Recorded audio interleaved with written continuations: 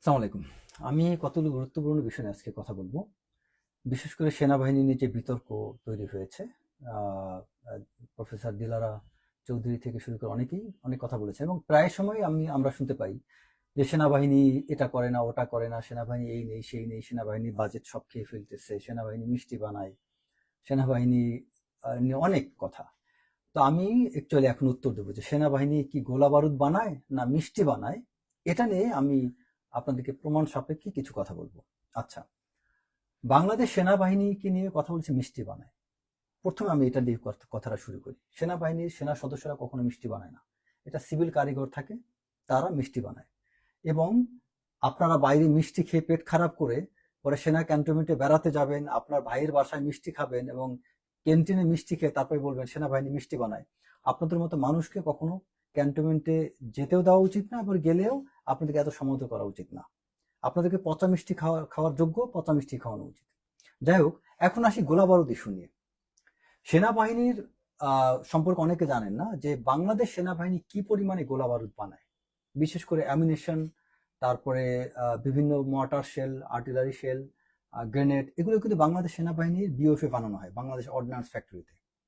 এখন আপনারা কেন এটা জানেন না? কারণ সেনাবাহিনী বিষয়গুলো সবাইকে জানানোর জিনিস না।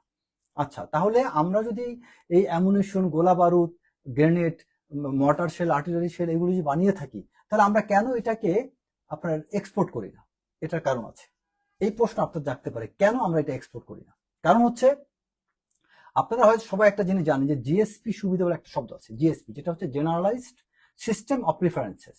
তার মানে, এর মানে হলো যে উন্নত দেশগুলো কর্তৃক উন্নয়নশীল বা স্বল্পোন্নত দেশগুলোকে এলডিসিস একটা অগ্রাধিকার দেওয়া হয়, বাণিজ্য সুবিধা দেওয়া হয়, যেটার অধীনে আপনার নির্দিষ্ট কিছু পণ্যের উপর আপনি শুল্ক সুবিধা বা শুল্ক ডিউটি ফ্রি সুবিধাটা আপনি পাবেন।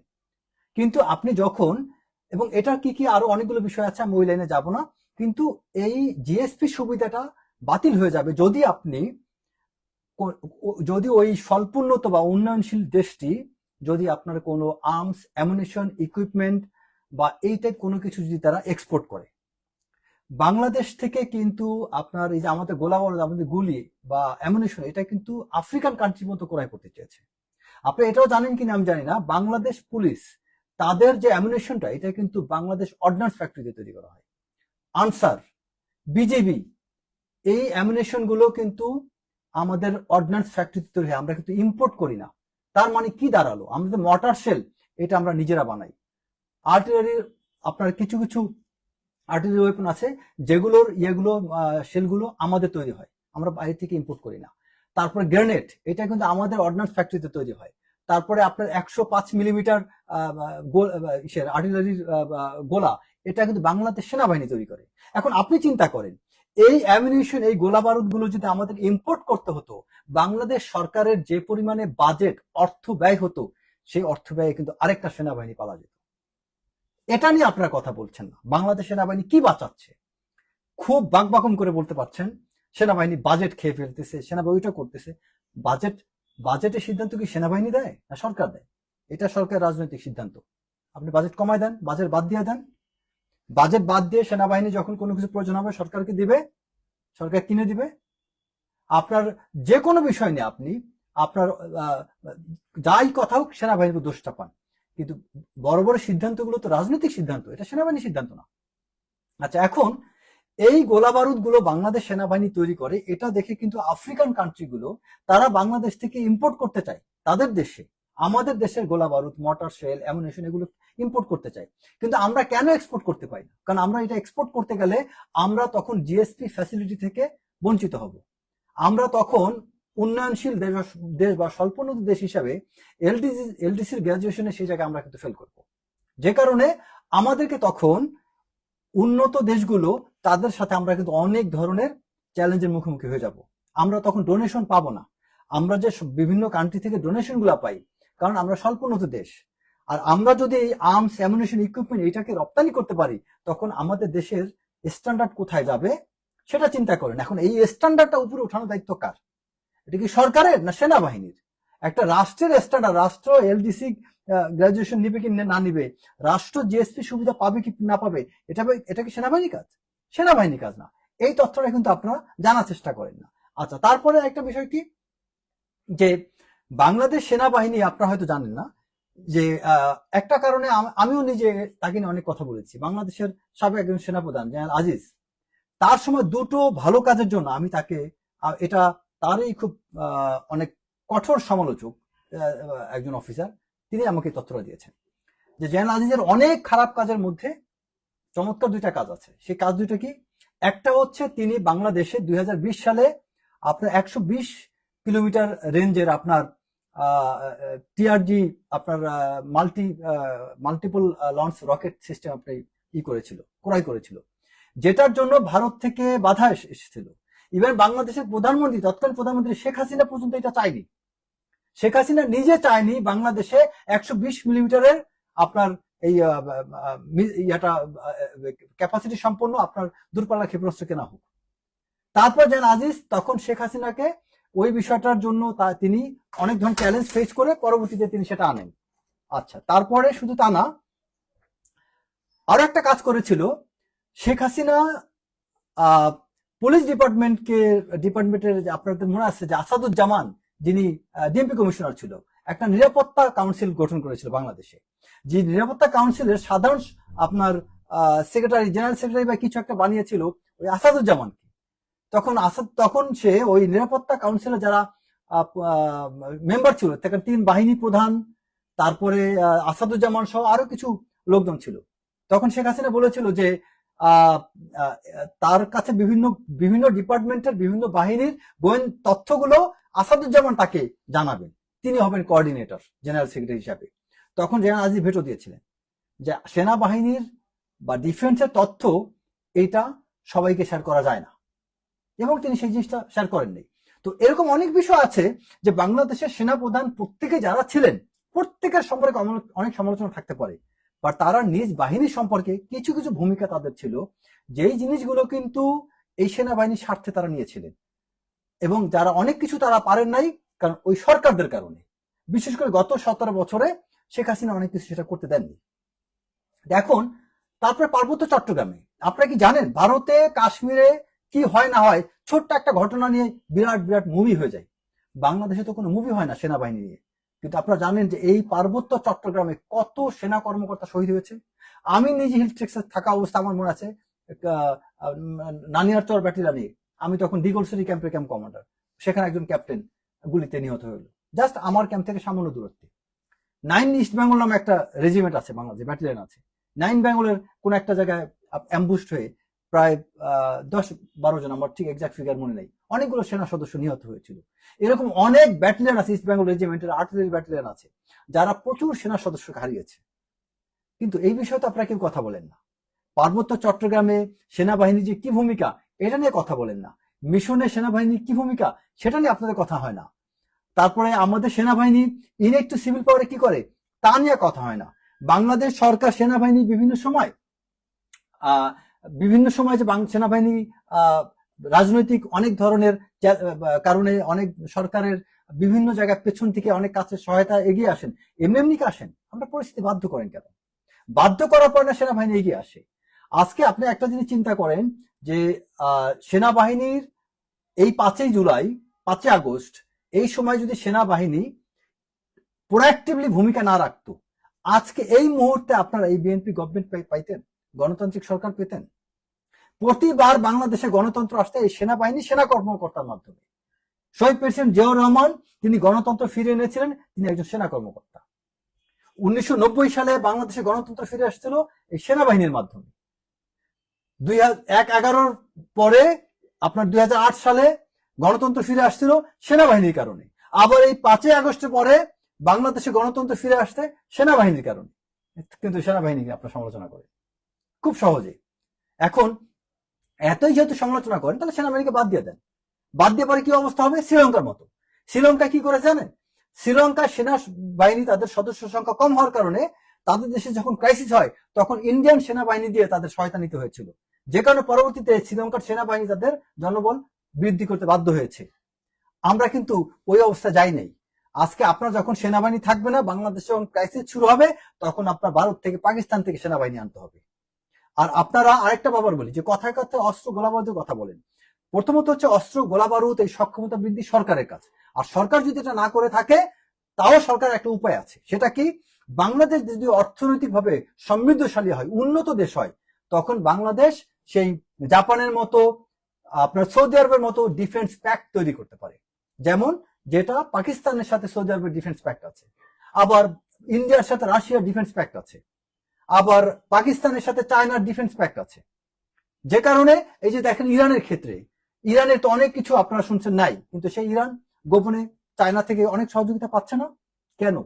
কারণ তাদের সেই ডিফেন্স প্যাক্ট আছে, তাদের তেল আছে, তাদের অর্থনীতির অনেক কিছুতে অবদান রাখার সুযোগ আছে।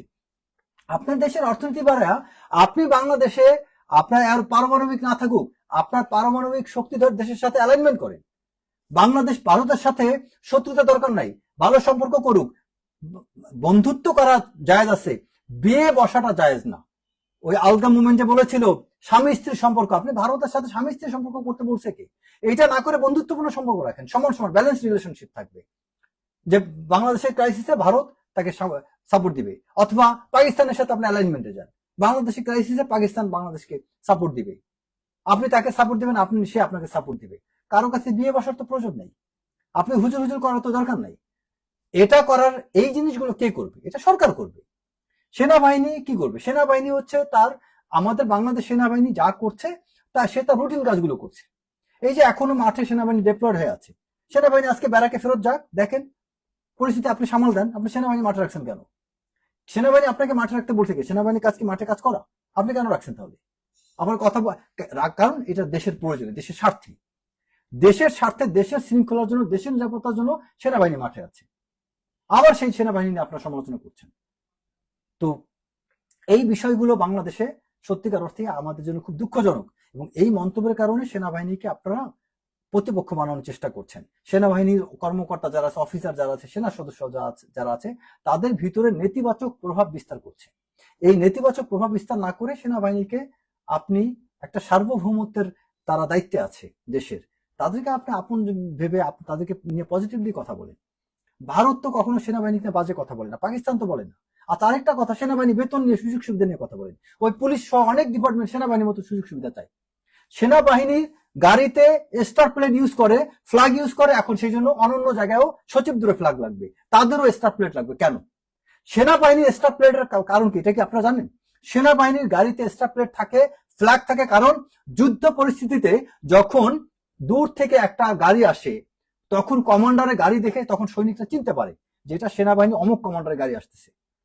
গাড়ির স্টার প্লেট দেখে বুঝতে পারে এখানে কমান্ডার আসছেন। এটা ব্যাটল ফিল্ডের জন্য এই জিনিসটা করা হয়েছে। এখন আপনি বলতে পারেন বাংলাদেশের যুদ্ধ নাই, তাহলে সেনাবাহিনী কেন ওই স্টার প্লেট ইউজ করে? কারণ সেনাবাহিনী 24 ঘন্টা ডিউটি করে। সেনাবাহিনী আপনাকে এখন যদি সেনাপ্রধানকে প্রধানমন্ত্রী ডাক দেয়, তাকে কিন্তু ইউনিফর্মে দেখা করতে হবে, ইউনিফর্মে চলে আসবেন। কারণ কি? তিনি 24 ঘন্টা ইউনিফর্মে থাকেন। সেনা সদস্য, একটা সেনা সদস্য ক্যান্টনমেন্টের বাইরে গেলে তাকে লিভ নিতে হয়। আপনারা কি জানেন? একজন সচিব বাইরে গেলে তার লিভ নিতে হয় না। আপনার সচিব 5টার পরে তিনি অফিসে চলে, তাকে খুঁজে পাবেন না। একজন প্রফেসর 5টার পরে বাসায় গেলে খুঁজে পাবেন না, ক্লাস শেষ, তিনি ঘুম। কিন্তু একটা সেনা কর্মকর্তা তিনি ঘুমান না, ঝিমান না, বেড়াইতে যান না, তাকে তার অফিস টাইমের পরে তাকে ব্যারাকে থাকতে হয়। ক্যান্টনমেন্টে অফিসার হলে অফিসার মেসে থাকবে, সৈনিক থাকলে সৈনিক ব্যারাকে থাকবে, কিন্তু তিনি তার প্রাইভেট পার্সোনাল বাসায়, সিভিল কোনো বাসায় যেতে পারবেন না। এটা আপনাদের জানা দরকার। সেনাবাহিনী 24 ঘন্টা ডিউটি করে, যে কারণে সেনাবাহিনীর সুযোগ সুবিধা কখনোই অন্য কোন ডিপার্টমেন্টের সাথে কম্পারেবল হবে না। সেনাবাহিনীকে আপনি বিভিন্ন সুযোগ সুবিধা দিবেন, এখন আপনার ওইটা লাগবে, আপনার গাড়ির নাম্বার, আপনার স্টার প্লেট লাগবে, গাড়ির ফ্ল্যাগ লাগবে, আপনার বেতন বেশি লাগবে, তার বাসার মতো বাসা লাগবে, তার কটা লাগবে। আরে ভাই, তুমি ছুটিতে গেলে তোমার বাপের বাসা যাও, শ্বশুর বাড়ি যাও। একটা সেনা কর্মকর্তা ক্যান্টনমেন্টের ভিতরে থাকে, যার 24 ঘন্টা 24/7 365 ডেজ, 365 দিনের 24 ঘন্টা, 7 দিনে 24 ঘন্টা, প্রতিটা মুহূর্ত যাকে ক্যান্টনমেন্টে ব্যারাকে থাকতে হয়, তার বাসাটা সুন্দর হবে না? বাসা সুন্দর হবে যিনি ব্যবসা বাণিজ্য করেন, যে যার সাথে কোনো পূর্ণ ফ্রিডম নিয়ে যেখানে সেখানে ঘুরে বেড়ান, তার।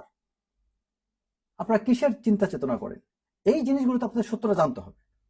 সেনাবাহিনীকে কেন সুযোগ সুবিধা দেওয়া হয়, এই উত্তরটা তো আসলে আপনাদের জানা উচিত। না জেনে তো হাসি তামাশা করা ঠিক না। সেনাবাহিনীকে সুযোগ দেওয়া হচ্ছে, এটা শুধু বাংলাদেশ না, ওয়ার্ল্ডের সব জায়গায়। কোন কান্ট্রিতে সেনাবাহিনী এরকম বাজে সমালোচনা করে না, সমস্ত কিছু দোষ বাংলাদেশ সেনাবাহিনী। আবার ঠেকে পড়লে বাংলাদেশ সেনাবাহিনী স্মরণ করে। আমি আমার আমার নিজের পরিবার আমি দেখছি, আমার ওই ভাই বোন আছে যখন মারাত্মক ক্রাইসিসে পড়ে, তখন দেখি আমার বোনরা ওই ক্রাইসিসে বলে তারা আমাকে স্মরণ করে। কিন্তু আবার যখন ক্রাইসিস থাকে না, তখন দেখি সব দোষ আমার। এটা কেন জানেন? কারণ আমার বোনদের আমার প্রতি এক্সপেকটেশন বেশি, কারণ তারা জানে যে আমার ভাই আমার জন্য এটা করবে, এই জন্য আমার দোষটা তারা বেশি ধরে। সেনাবাহিনীর দোষটা আপনারা ধরেন কারণ সেনাবাহিনীকে আপনারা সত্যি ভালোবাসেন এবং সেনাবাহিনীর প্রতি আপনাদের এক্সপেকটেশন বেশি। এখন সেই এক্সপেকটেশন মানে তাকে অপমান করবেন, বেজ্জতি করবেন, আজে বাজে কথা বলবেন? আপনি একবার ভাবেন না এই সেনা সদস্য তাদের কষ্ট কতটুকু লাগতে পারে? আজকে দেখেন প্রধানমন্ত্রী ঢাকা ইউনিভার্সিটি গিয়েছেন, সেখানে এসএসএফ একটা অফিসার আমানকে ধাক্কা দিয়েছেন। এখন এটা আমানের আমি দোষ বলবো না, আমার বেচারা তার অধিকার আছে ওই জায়গায় কাছে যাওয়ার। কিছু কিছু পরিস্থিতি আছে, আপনাকে এটা বুঝতে হবে। এসএসএফ এর কর্মকর্তার দায়িত্ব হচ্ছে প্রধানমন্ত্রীর নিরাপত্তা নিশ্চিত করা। তাকে যাকে ধাক্কা দিতে হয় তিনি তাই দেবেন, কারণ ওখানে আমানকে ভিতরে ঢুকতে দেওয়া মানে আমানের সাথে আরো 5টা মানুষ ঢুকে পড়বে। এটা আমান ফ্যাক্টর না, ফ্যাক্টর হচ্ছে আমানের সাথে অন্যান্য মানুষগুলো সুযোগ পেয়ে যেত। এই বিষয়গুলো একটা সেনা কর্মকর্তা অ্যাসেস করতে পারে, সাধারণ কোনো মানুষ অ্যাসেস করতে পারবে না। তো সেই বিষয়গুলো আপনাদের পজিটিভলি নিতে হবে। সেনাবাহিনী যদি এতই সমালোচনা করেন, বাংলাদেশের গভর্নেন্সটাকে ঠিক করেন, পলিসিটাকে ঠিক করেন, বাংলাদেশ সরকার ব্যবস্থাপনাকে ঠিক করেন, আমাদের মাইন্ডসেটটা ঠিক করতে হবে, গণতান্ত্রিক প্রক্রিয়াটাকে ঠিক করতে হবে। আমরা নিজেরা কোনো কিছু আইন কানুন মানি না, কিন্তু আমরা খালি সমালোচনা করতে পারি। যাই হোক, আমার কথা নির্দিষ্টভাবে কাউকে ছোট করার জন্য না। তো দিলারা চৌধুরীর মতো যারা আছেন তাদেরকে বলবো দয়া করে সেনাবাহিনী সম্পর্কে জানেন, আর যদি না জেনে থাকেন তাহলে শাহরিয়ার কবিরের মতো অসুস্থ হয়ে সিএমএইচ এর ট্রিটমেন্ট নেবেন, তাহলে হয়তো জানতাম, তারপর আবার তার মতো প্রশংসাও করতে পারবেন। কারণ আপনারা হয়তো সুযোগ সুবিধা পাননি বিধায় আপনাদের মনে এখনো মনে অনেক দুঃখ। অনেক মানুষ আছে আঙুর ফুল টক, একটা কথা আছে, সেনাবাহিনী সুযোগ সুবিধা পায় না তাই সেনাবাহিনী নিয়ে বাজে কথা বলে, সুযোগ পাইলে আর এই কথা বলবে না। আমি অনেক মানুষ দেখেছি যেই মানুষটা সেনাবাহিনীতে সুযোগ সুবিধা পেয়েছে তিনি সেনাবাহিনী কিনা কথা বলেন না পেলেই তখন আজে বাজে কথা বলে।